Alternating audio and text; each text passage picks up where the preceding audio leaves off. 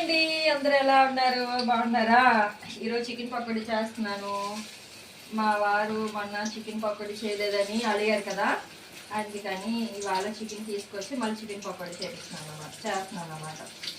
అది ఈరోజు స్నాక్స్లోకి. ఓకేనండి, మీరేం తిన్నారు? కామెంట్ సెక్షన్లో కామెంట్ చేయండి. ఇంకేంటి విశేషాలు? బాగుంటారు అందరూ? హాయ్ అండి, బాయ్.